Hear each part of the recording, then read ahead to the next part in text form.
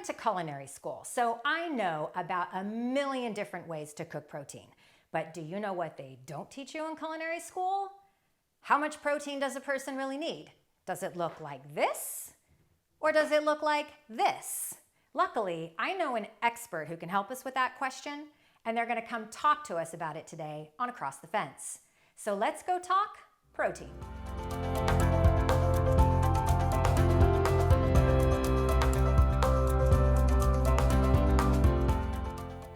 Hey Vermont, if you think our set looks different, you're right. But don't worry, new host, different set, but still the same friendly fence with experts and information to help you make informed choices. To help us learn the ins and outs of protein, my guest today is Jamie Sheehan. Jamie is a registered dietitian in private practice at the Edge in Burlington and a graduate of UVM twice over. She earned both her BS and an MS in dietetics. She's been teaching courses on sports nutrition in the UVM Nutrition and Food Sciences Department for the last 8 years.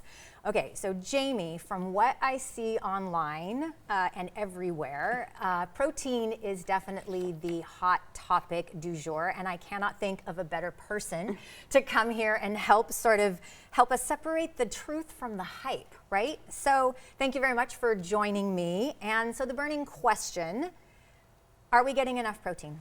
Well, there's no question protein is having its moment, but for the most part, yes. There's a lot of hype around it, but for the vast majority of people, they are meeting their protein needs. Okay, well that's good to know. So in your practice and working with students, for example, too, I mean, is protein a topic that comes up, and why do you think it's on everybody's minds these days? Definitely. I mean, it's all over just the media in general, social media. I think a lot of it has to do, particularly in the younger population, social media. It's all over TikTok, different trends around protein. So we see everything from people encouraging chicken smoothies out there. Yes, don't try it. But no also, chicken smoothies. No chicken smoothies, but also a lot of the GLP-1 medications, so weight loss medications like Ozempic or Wegovy. There's a lot of concern around muscle loss and whether individuals are able to consume enough protein with that to prevent muscle loss as they're losing a lot of weight. Right, that's important. Yep. Yeah, okay. And let's backtrack a little bit. What is protein, and why do our bodies need it? Great question. So protein is one of 3 macronutrients. So protein, carbohydrates, and fat are the macronutrients. So that's where we derive energy from. Okay. And protein is really important because it's essentially the building blocks for everything from muscle to our skin, to our hair, to our nails, right? And for that, we need to consume it in our diet. Okay. And does everyone need the same amount of protein?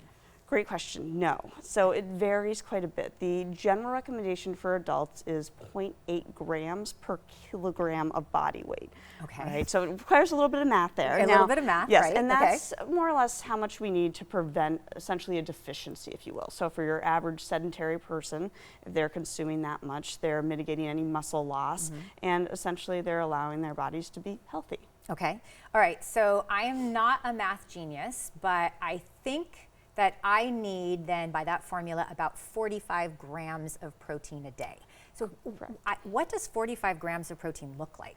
Well, the good news is it's not that hard to hit that number, right? So depending on, what your... Is it my baby steak or is it the giant steak? So 6 ounces of chicken, boom, you've checked that box right there. Okay. Right now, would I recommend that you get all of your protein in that one meal? No, you can space it out because there's a lot of other ways to get protein in your diet. Okay, and when you said like 6 grams chicken breast, I once upon a time 6 heard ounces. That 6 ounces, yes. Yeah. Is that about the size of your fist, or what It's are some? about double that. So yeah, your that. standard kind of portion size of chicken is going to be about 3 ounces. So for some people, if you go to a restaurant, you're never going to see 3 ounces of chicken, right? But if you're dining at home, that's where you can kind of have those smaller portions, and again, kind of space that out over the course of the day. Is it a good idea maybe to have scale in your kitchen so that you can weigh your chicken? You definitely can. You can also find easy kind of like conversion metrics, if you will. So something like the deck of cards is about 3 ounce equivalent. So to be able to just eyeball things that way.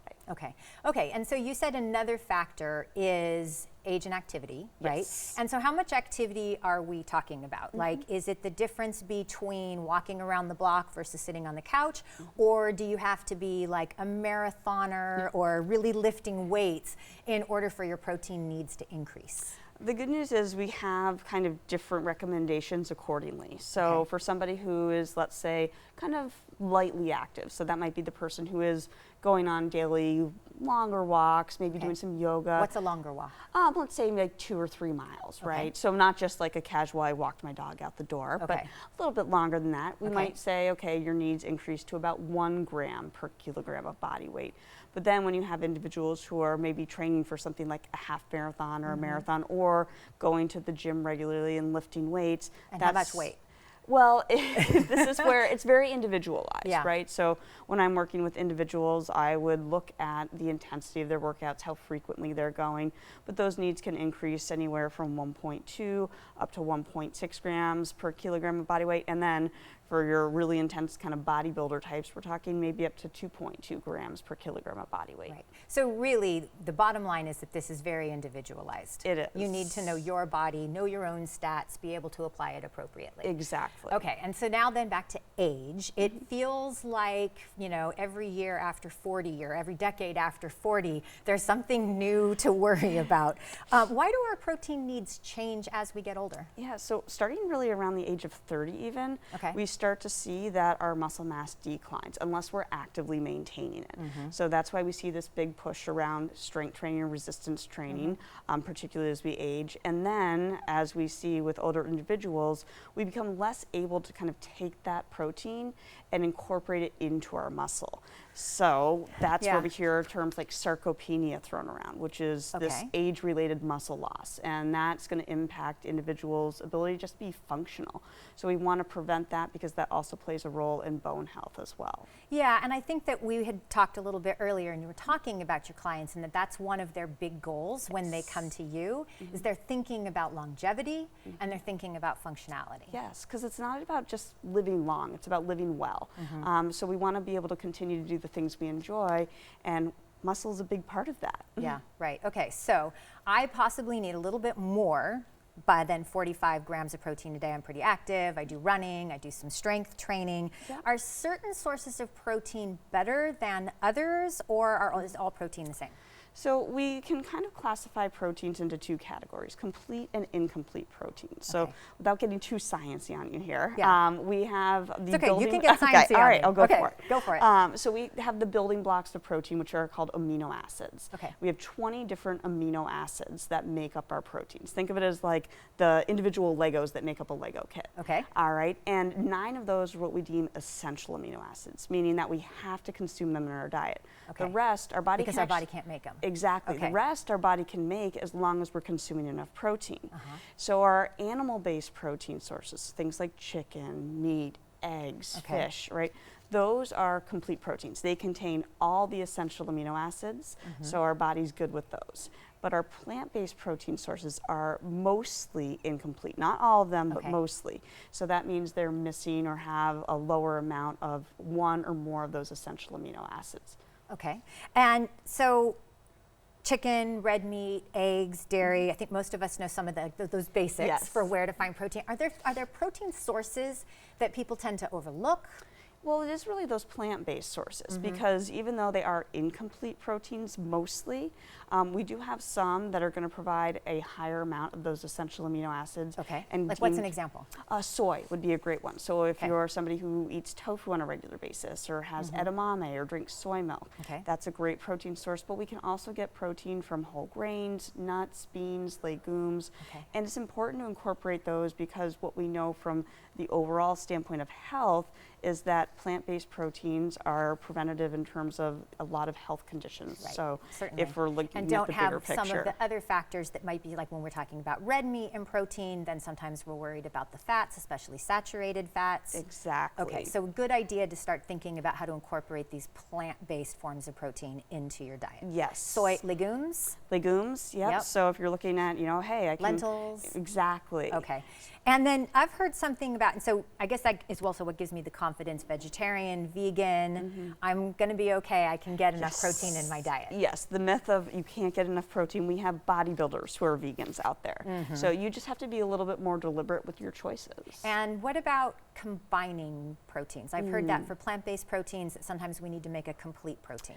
So the conventional thought was, okay, let's take something like beans, which is lacking a certain essential amino acid, right? We would have to eat that with, let's say, something like rice, which contains that essential amino acid. Right, like that traditional pairing that we know of from lots of different cuisines around the world. So people are like, oh, if you don't eat beans and rice in the same meal, oh, well, then you're just, it's waste. You've wasted time. Okay. Yes. Not true. Not true. This as is a myth. long as you consume a variety of those plant-based sources over the course of a day, you're fine.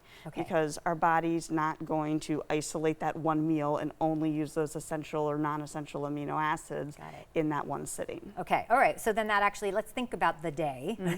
I'm usually pretty busy all day long, and so sometimes I'll eat like a protein bar as a snack. Good, bad? It depends. Okay. For the most part, a lot of our protein bars are just candy bars in disguise, right? We like to, food manufacturers are great knowing that if they plaster added protein or high protein on anything, all right, that's going to be a huge selling point. So now we see everything from protein chips to protein pastries, protein ice cream. I mean, it's the works. So it doesn't just have to be a protein bar, given it's easier to put a protein bar in your bag. So they're giving it like a health halo. Exactly, exactly. So we have that association, but you can find less processed protein bars, because the key here is a lot of these added protein products are ultra processed foods, which we know are not great for our health.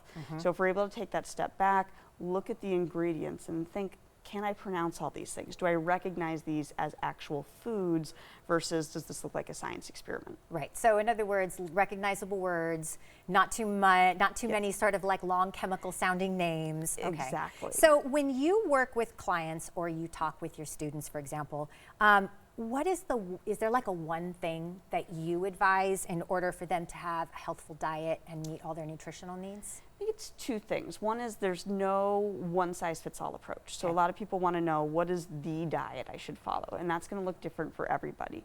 And then the other big piece of that, regardless, is variety. Right? So when we get fixated on something like protein, we sometimes eat that to the exclusion of other important nutrients. Is there any important nutrient that you want people to be sure they do eat? Fiber. Fiber's the one that we know most Americans do not get nearly enough of. So we fall way short of the recommendation there. So if people are able to incorporate some of those plant-based proteins, the good news is you can kind of check both boxes. Those are typically high in fiber, and they provide that protein. Fantastic. Okay, so we're going to work on our on our fiber. We're going to allow some flexibility in our protein, get to know our own bodies. Jamie, thank you so much for sharing your expertise with me today. It seems like I could do a little bit better on protein, but I'm not going to panic about it, and I know for sure I'm not going to buy the protein Doritos. There you go. Okay, well, thank you, Vermont, for learning and exploring with me today, and thanks to the team that makes Across the Fence possible. I'm Amy Finley. This is Across the Fence. Come back and let's learn and explore more together again tomorrow.